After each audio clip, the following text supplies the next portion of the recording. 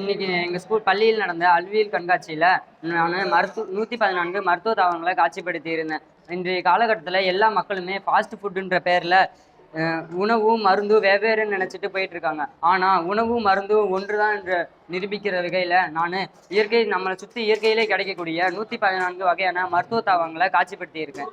இது வளர்கிற தலைமுறைக்கும் மக்களுக்கும் தெரியப்படுத்துகிற விதமாக தான் நான் இந்த 114 மருத்துவ தாவரங்களையும் காட்சிப்படுத்தி இருக்கேன்.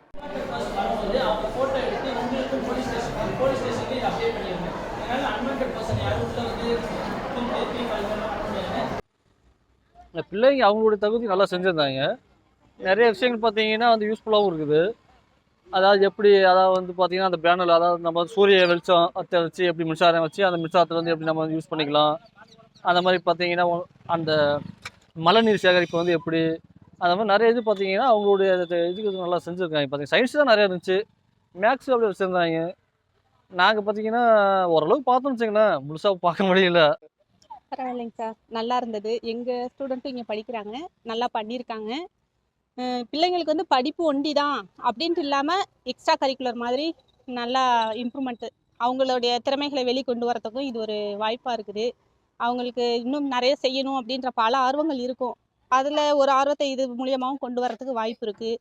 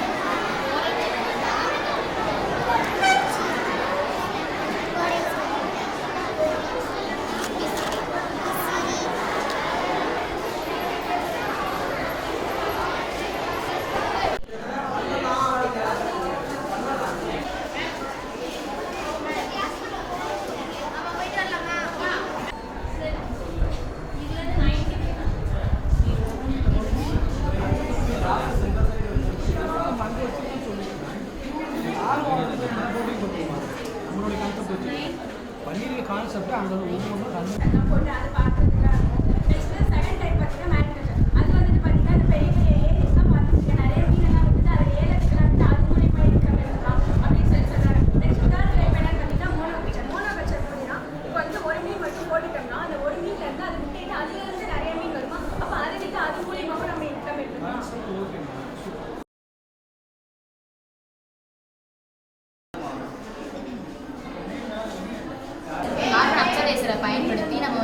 இந்த க்ளீன் ஏராக இதை மாற்றுறோம் சார். க்ளீன் ஏராக மாற்றிட்டோம் அப்படின்னா அதை சுவாசிக்கிறதுக்கு வந்து நமக்கு ஈஸியாகவும் ரொம்ப சுலபமாகவும் இருக்கும். அதனால் நம்ம வந்து நீண்ட நாள் உயிர் வாழ முடியும் சார். அதனால் அது மட்டும் இல்லாமல் இந்த கார்பன் அப்சர்வேஷனில் இருக்கிற தண்ணியை வந்து நம்ம எதுக்கும் வேஸ்ட் பண்ணாமல் நம்ம வந்து இதை வந்து விவசாய நிலத்துக்கு பயன்படுத்தலாம் சார்.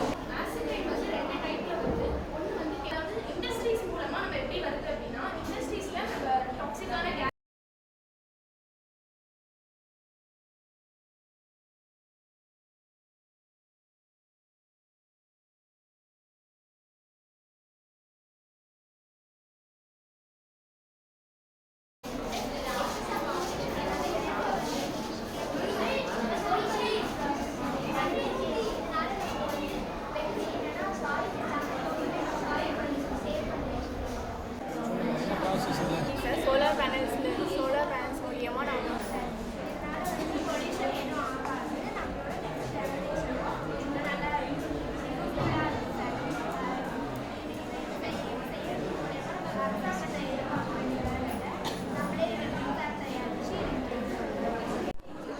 நேரம் பையன்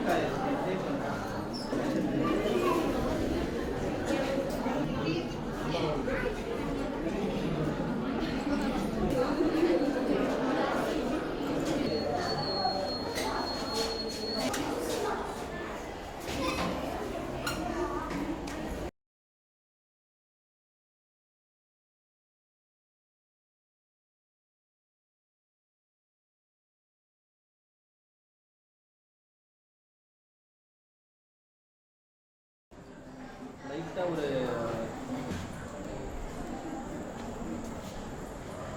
நம்ம எங்களோட சயின்ஸ் எக்ஸ்போக்கு நாங்கள் என்ன செஞ்சுருக்கோம்னா ஸ்பைரலினா ப்ரொடக்ஷன் தான் நாங்கள் செஞ்சுருக்கோம். ஃபாரின் கண்ட்ரீஸ்லலாம் இதை பற்றி விழிப்புணர்வு அதிகமாகவே இருக்குது. ஆனால் இந்தியாவிலையும் சரி இது தமிழ்நாட்டிலையும் சரி இதை பற்றி விழிப்புணர்வு யார்ட்டும் இல்லை. அதனால தான் நாங்கள் வந்து ஸ்பைரலினா ப்ரொடக்ஷன் வந்து எப்படி நடக்குதுன்னு நாங்கள் சொல்லியிருக்கோம்.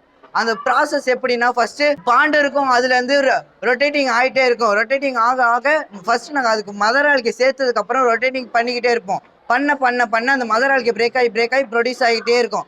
அது 7 நாள் ஆகும். புதுசாக ப்ரொடியூஸ் ஆகிறதுக்கு வந்து 7 நாள் ஆகும். 7 நாளுக்கு அப்புறம் நாங்கள் ஹார்வெஸ்ட் பண்ணுவோம். ஹார்வெஸ்ட் பண்ணுறது வந்து நாங்கள் வந்து பைப் மூலியமாக பம்ப் மோட்ரு மூலியமாக நாங்கள் வந்து பைப் மூலியமாக தண்ணியை எடுத்து அதை ஃபில்டர் பண்ணி ஹைட்ராலிக் ப்ரெஷர் மூலியமாக ப்ரெஷர் கொடுத்து அதை ஃபுல்லாக ட்ரை பண்ணதுக்கப்புறம் நூடுல்ஸ் மிஷினில் போட்டு நூடுல்ஸ் பண்ணுவோம். நூடுல்ஸ் பண்ணிட்டு அதை வந்து நாங்கள் சோலார் ட்ரையர் மூலிமா ட்ரை பண்ணுவோம். ட்ரை பண்ணதுக்கப்புறம் அதை எடுத்து நாங்கள் பவுடர் பண்ணி அந்த பவுடரில் தான் எக்கச்சக்கமான ப்ரோட்டீன்ஸ் இருக்குது. அந்த பவுடரை நீங்கள் 1 ஸ்பூன் சாப்பிட்டீங்கன்னா 5 கிலோ காய்கறி சாப்பிட்டா எவ்வளோ ப்ரோட்டீன்ஸ் கிடைக்குமோ அவ்வளோ ப்ரோட்டீன்ஸ் கிடைக்கும். இன்னொன்று அந்த பவுடர்லேருந்து அந்த டேப்லெட்ஸ் யூஸ் பண்ணுவோம். டேப்லெட்ஸில் 2 டேப்லெட் சாப்பிட்டீங்கன்னா நீங்கள் 1 வீக் ஃபுல்லாக எனர்ஜெட்டிக்காக இருக்கலாம். இந்த டேப்லெட்ஸ் வந்து அஸ்ட்ரோநாட்ஸ் வந்து அதிகமாக யூஸ் பண்ணுறாங்க. அஸ்ட்ரோநாட்ஸுக்கு தான் இந்த டேப்லெட்ஸ் முக்கியமாக தேவைப்படுது. ஏன்னா இதில் 70% ஆஃப் ப்ரோட்டீன்ஸ் வந்து இதில் இருக்குது.